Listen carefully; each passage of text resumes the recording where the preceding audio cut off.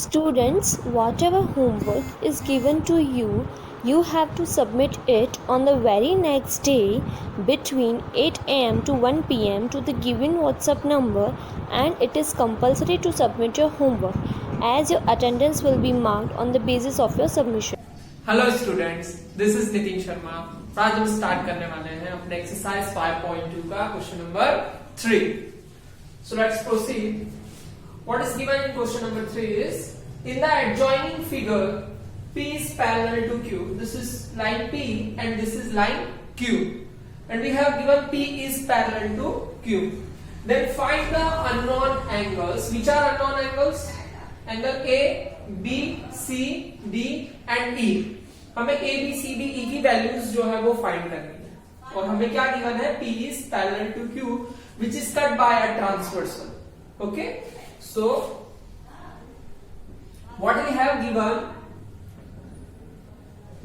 P is parallel to Q and it is cut by a transversal line. Then हमें देखना है कि 125 जो है ये P पैरेलल है Q के, and this is our transversal. Okay, so dB आपका क्या होगा? 125 ही होगा। Why? Because of corresponding angles. So D is equal to 125. D is equal to 125. Why? Because corresponding angles. Okay, so ये हमें find हो गया। Then ये 125 है तो ये भी 125 होगा। Why? Because of vertically opposite angle. Okay, दो लाइन जो है वो क्रॉस कर रही हैं, सो ये किसकी पैर बनी? आपकी वर्टिकली अपोजिट एंगल्स की पैर बनी। So D is equal to B होगा, एंड D आपका कितना है? 125 है। D is equal to B and D कितना है आपका? 125। सो B भी आपका क्या हो जाएगा? 125 because of vertically opposite angles. Is it clear? So हमें क्या फाइंड हो गया? B भी फाइंड हो गया। देन अगर मैं 125 प्लस एंगल E करता हूं तो मुझे क्या मिलेगा? 180, because of they form a straight line which is linear पैर। ओके, 125 प्लस E करने से आपको क्या मिलेगा? पूरा 180 degree. So now 125 plus E is equal to 180 degree, and they form linear pair. Clear? So E की वैल्यू यहां से आ जाएगी आपकी। E is equal to 180 degree minus 125 degree. Okay? So E आपका क्या आ जाएगा? 55 डिग्री। 180 में से हम 125 माइनस करेंगे तो E आपका क्या आ जाएगा? 55 डिग्री। सो E भी हमें फाइंड हो गया। देन आफ्टर, अब E and angle A both are same. Why? Because of corresponding angles. Okay, so जितना E होगा, जितना E का मेजर होगा, उतना ही मेजर किसका होगा? एंगल A का। सो here E is equal to A, so A भी आपका कितना हो जाएगा? 55 degree, because of corresponding angles. Clear? So A भी आपको फाइंड हो गया। लास्ट क्या बचा आपका? C। अब जितना A है उतना क्या हो जाएगा आपका? C, because of vertically opposite angle. So A is equal to C, और A आपका कितना था? 55 डिग्री। ओके, क्यों होगा ये? Vertically opposite angles. क्लियर? तो आपका C भी कितना हो जाएगा? 55 डिग्री। तो सारे आपको एंगल फाइंड हो गए। A कितना है आपका? 55 degree. and B is your 125 degree. Then C is your 55 degree, and D is your 125 degree, and last one is E is your 55 degree. So ये हमें फाइंड करना था A, B, C, D and E. So these are the values. इसके बाद देखेंगे हम अपना question number 4. Now our question number 4 is find the value of x in each of the following figures if L is parallel to M. हमें given है L is parallel to M and T's are transversal. In first case, in our first part, L is parallel to M and T's are transversal, and we have given one angle over here is 110, and we will have find the value of x. So what we have given,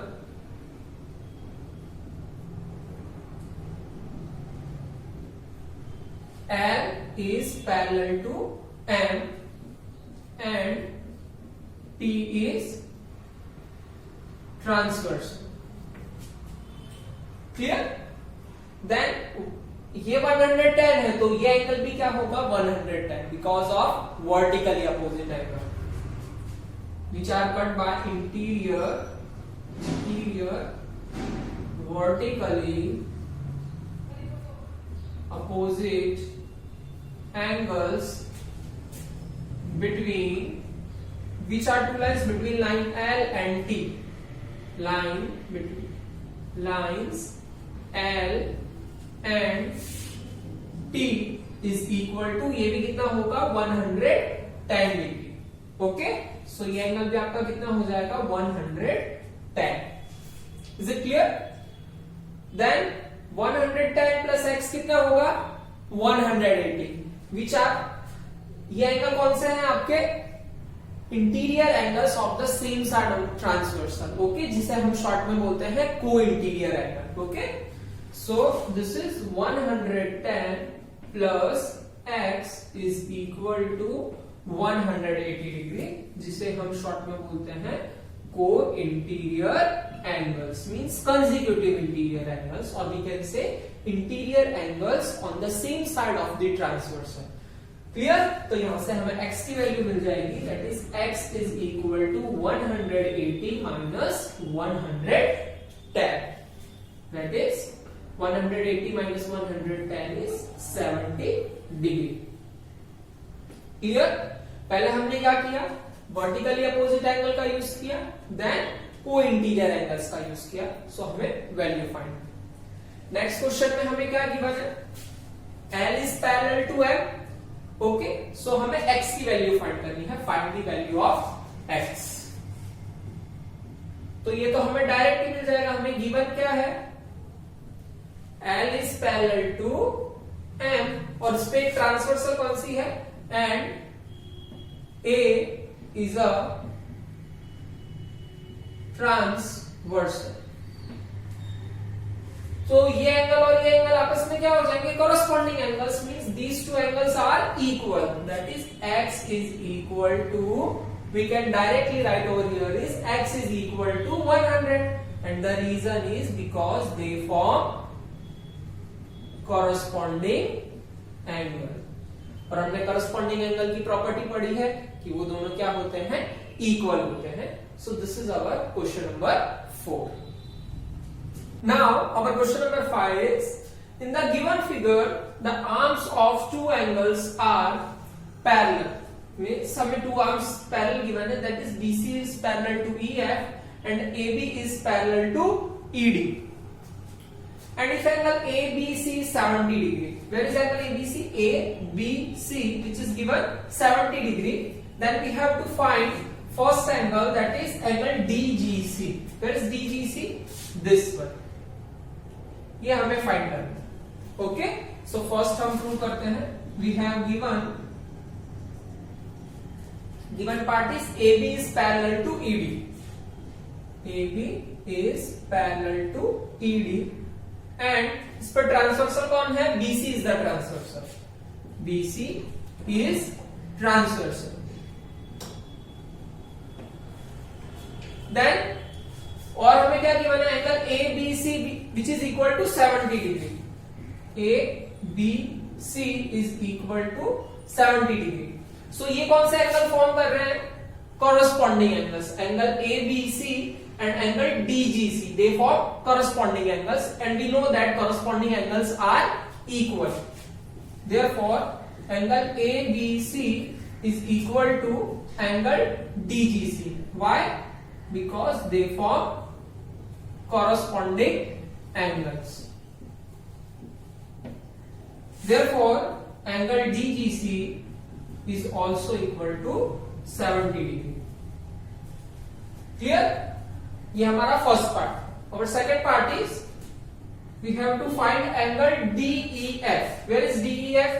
DEF means this one. Okay, so हमें क्या given था, BC is parallel to EF। We have given BC is parallel to EF and DE is transversal over here. DE is transversal. DE is transversal.